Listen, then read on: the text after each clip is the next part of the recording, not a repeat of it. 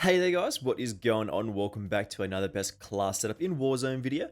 Today we are looking at the MP5 from Cold War and of course the Pellington sniper rifle, which is a very interesting weapon in this game. And both of these things share very interesting properties that really do make these some of the best weapons in the game. And one of the best class setups overall. We get short range, we get long range, we get the ability to push into a building very quickly and snipe people at longer distances, which is very fun. And a great combination to go with at the moment in Warzone. If you want to be aggressive, you want to sit back a little bit, you can snipe people. Very fun in this game. Just before we do get into it here, make sure you do hit that subscribe button with those notifications turned on. We're almost at 4,000 subscribers. We're very close now, which is super exciting. And it would mean an awful lot to me if we could get there very soon.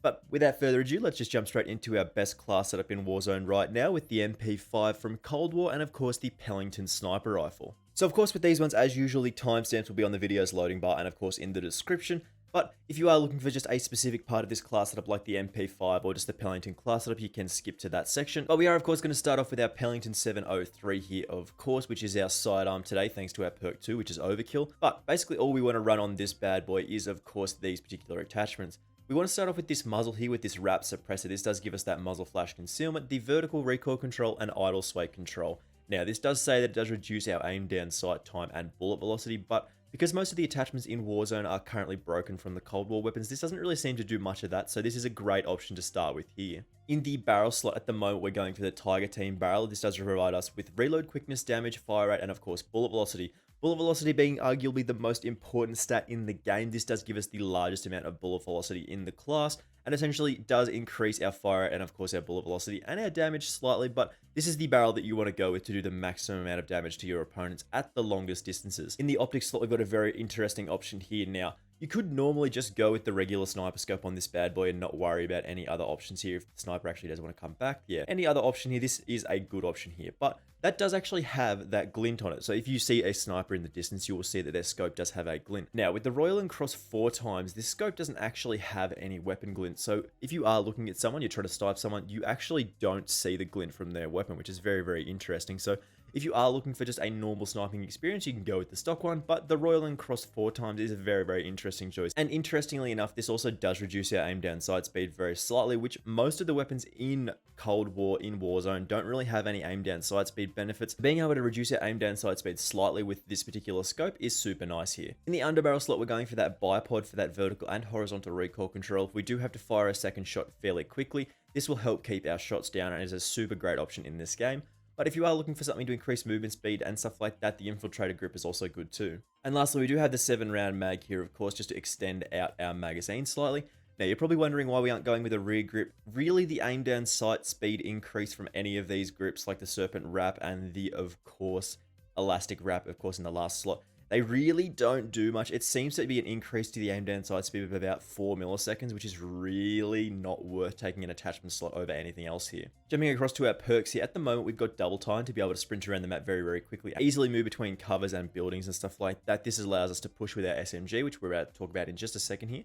In the perk 2 slot, of course, we're going with Overkill. Now, the ideal with an Overkill class setup is that you do want to get a second loadout drop eventually and grab Ghost as well, so you can have your 2 weapons and then be off the radar as well. In the perk 3 slot, we're going for Amp, so we can switch between our weapons very quickly. As we do have 2 very powerful weapons, we want to be able to switch between them freely and fast. In the lethal slot, we're going for that Semtex, but it really doesn't matter what you choose here in this particular slot. And similar to that, the tactical, you can choose the heartbeat sensor to get that extra piece of information, or you can run around with a flash and a stun and push people very aggressively. Now, lastly, in the primary slot that we have got here, we're looking at the Cold War MP5. Keep in mind that this is different to the regular MP5, and these are the attachments that we're going with right now.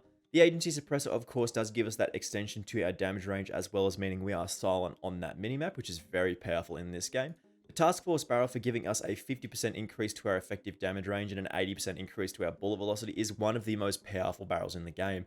If you do find that it is a little bit difficult to hit shots with the Task Force barrel, it doesn't increase recoil or anything, as it does say there. The rifle does decrease our recoil, so that's very nice if you do want to choose that. In the laser slot, we're going with that 5mW option to providing us about a 37% increase to our hipfire accuracy, which is super great here for being aggressive, pushing around corners and stuff like that into buildings.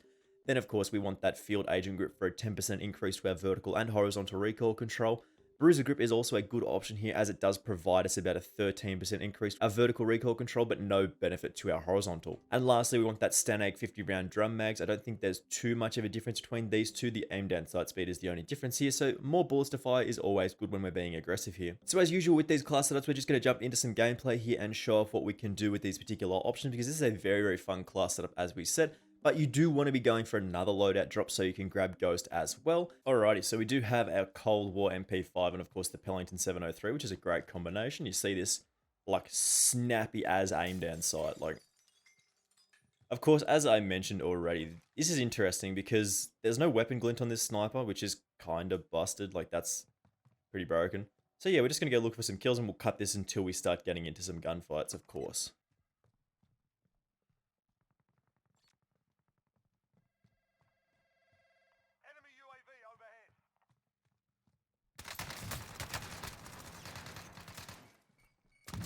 Got him, boys. Got him. See, if you chuck a Semtex at someone, usually they'll just panic. Like, usually they'll freak out and won't really know what to do. Which is good, because you can use that to your advantage and just, like, push people immediately. It's really, really good, usually.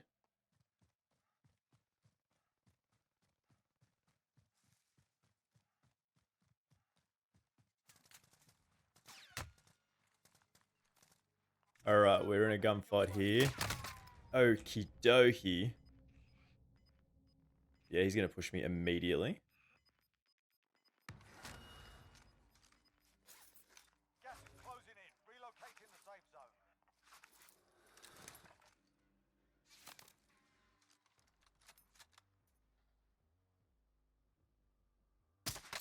Tagged him. Broke his armor. Come on. I don't know where he went. Where did he go? Oh boy.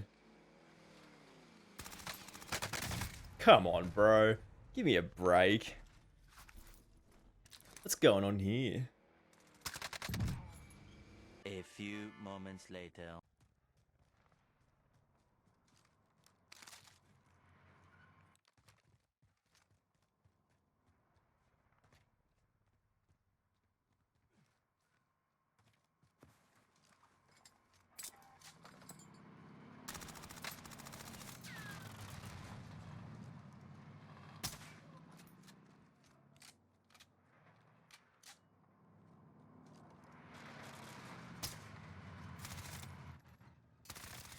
What? What was his game plan?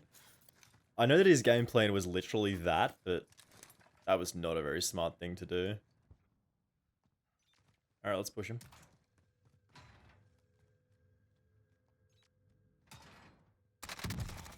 Aw. Bless him. Poor man. Keep moving. Alright, where are we up to? Just outside?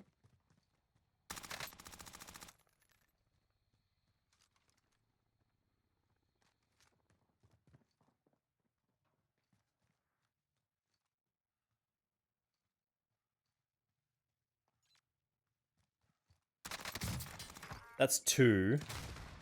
Nope. Nope. Do you honestly think you're fucking funny? I'm so good at sniping people in this game. Oh, amazing.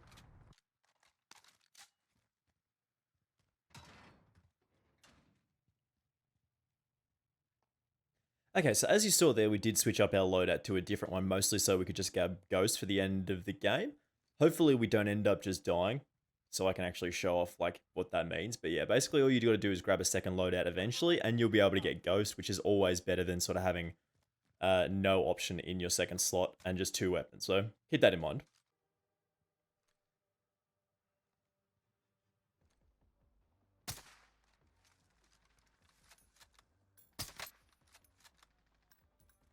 Hey, that's pretty good. I'll take the assist there. Little tag on that guy.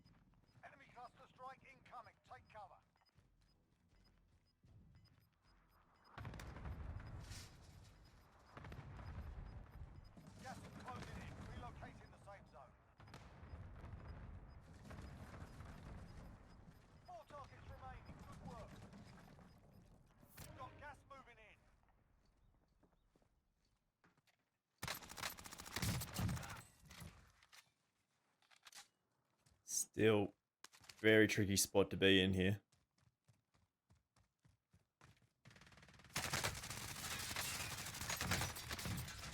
No! Only 5 remain. We'll secure the Man, I'm really sick of that rose. Is it rose or rays or just like all blacked out? That shouldn't be a thing. So I know that plunder, as we mention this in every video that we make, I know that plunder isn't like the exact representation of what a weapon can do in Warzone, but it's still a fairly good representation at the same time. Like at the end of the day, you still get to run in, you get to jump around, you get to get kills, you get to absolutely shoot your weapons to your heart's content. It's a lot of fun to just jump into and have a fun time with. But this is mostly because we didn't really get to do much sniping in the gameplay that you just saw, so we're going to try and do some sniping here. hostile dropping into the area. Watch the skies. Friendly UAV overhead. Silly goose. Enemy UAV overhead. Tagged him. Ah, come here. Oi. Coward. Ooh, broke his armor. Nice little shot there.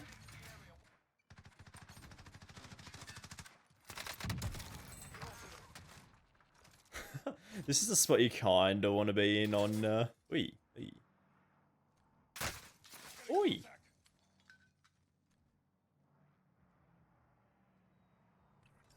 Calling for recon. UAV entering the AO. There we go. Okay. Whew, close one. Yeah, if you hold this.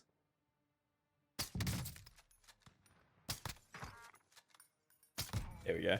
There we go. Now there should be... No, he's not there. But yeah, all you gotta do in Plunder is just sit in one of these buildings and people will get so mad at you that they just have to sprint at you and just try and blow you up. It's so great. So I know what you're thinking, my sniping game definitely needs work, but this is an excellent sniper build to run around with. The Pellington 703 is probably one of the best options that you can go with in that regard. Also, then you look at like something like the LW3 Tundra as well as a pretty good option. The Cold War MP5 is a really good gun in this game as well. It's really easy to be able to be aggressive with this thing. You just run around everywhere and hit fire, spray people down. It's a lot of fun to play around with. Anyway, just before we do leave this one, guys, I do appreciate you sticking around and checking out this video. Of course, make sure you do hit that subscribe button with those notifications turned on. I do very much appreciate it, and it does very much help me out. As I said, thank you very much for watching this one, and I will, of course, see you in the next video. Bye!